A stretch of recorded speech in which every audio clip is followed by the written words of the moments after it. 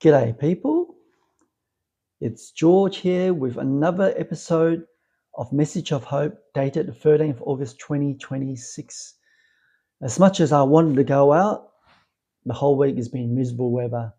It's raining, it's drizzling, you name it.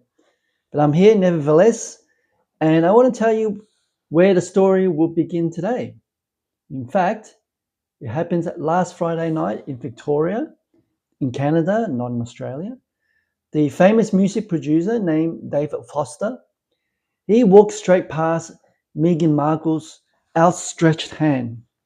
It was all filmed. So there was no showing a handshake, not even a glance. Meanwhile, Prince Harry stood right there watching it all. You can guess the clip went viral within hours. And half the internet called it a deliberate snub. No. The other half insisted she was only guiding him into position for the photo. Well, a source close to the Foster later said he simply hadn't spotted them, which is an unusual thing to say. What do you think? Put in the comment there. Do you think David really snubbed Meghan? Yes or no? Okay, well, nobody outside that red carpet actually knows what happened. And that's exactly why I want to talk about it today. Because I know that feeling from both sides of the story. A lot of you will know over a decade ago, I was working as a mortgage broker. So once a year, the lenders put on an event for us. A room that could easily hold 500 people.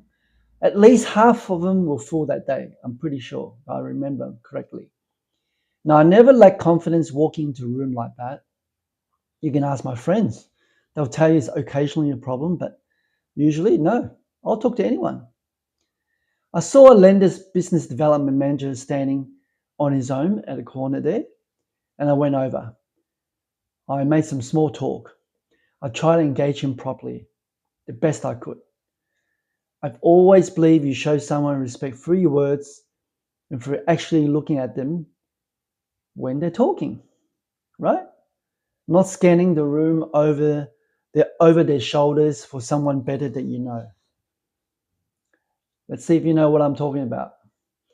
He wasn't looking at me, well, not properly, and I could really feel it. And of course, I was right, because a minute later, a couple of brokers he clearly knew, he knew very well, walked up, and the whole man changed. The conversation changed. The room shifted. Suddenly, it was warm. Suddenly, he was present. He was still halfway turned towards me when he greeted them. He didn't even finish the sentence, didn't say goodbye, didn't thank me for the conversation when I eventually walked off. So, I'm going to express by telling you what I thought about that moment. I thought he was a phony.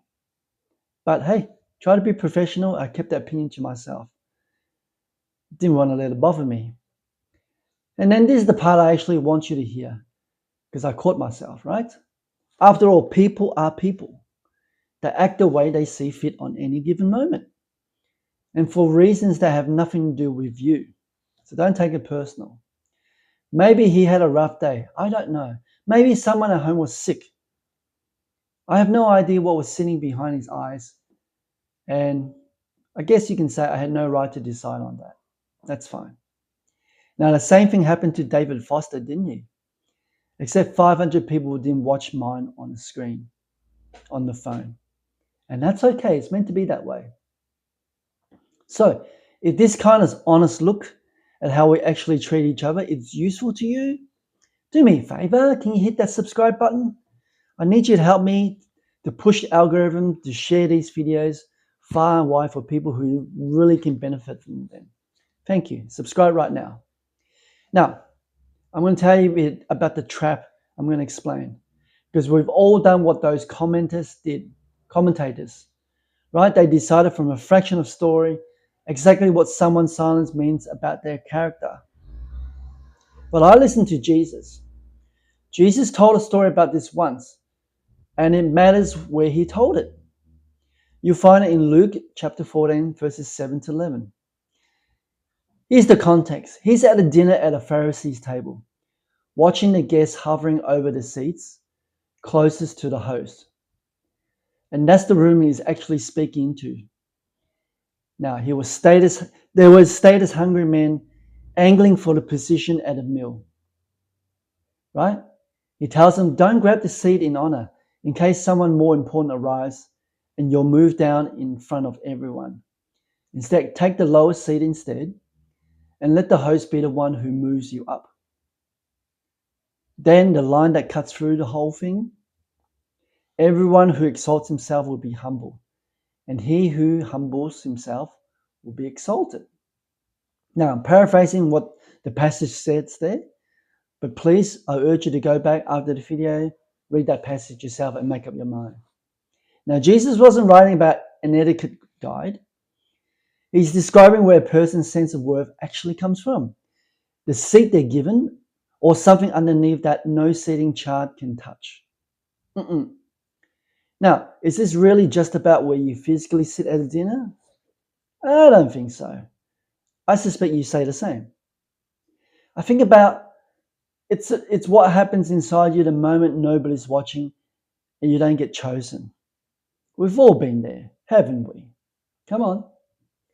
And that's the room I was standing on that day. Here's the thing though. Somebody in the David Foster story handled it better than either of the two men everyone online was arguing about. Yeah.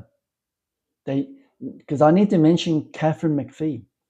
She is David Foster's wife. I believe she noticed the gap. You can see in the video. Nobody would have blamed her for just smiling for the camera, right? Instead, by grace, she reached over, drew her husband back towards Harry and Meghan, and put her arm around Meghan for the photo. Now that's grace in action, isn't it? So she made sure nobody standing in that frame was left out of it. Yeah. Now I know what that cost in a smaller way, because twice in my working life I've been offered a job and told a friend standing next to me to take it instead. Yes, both times.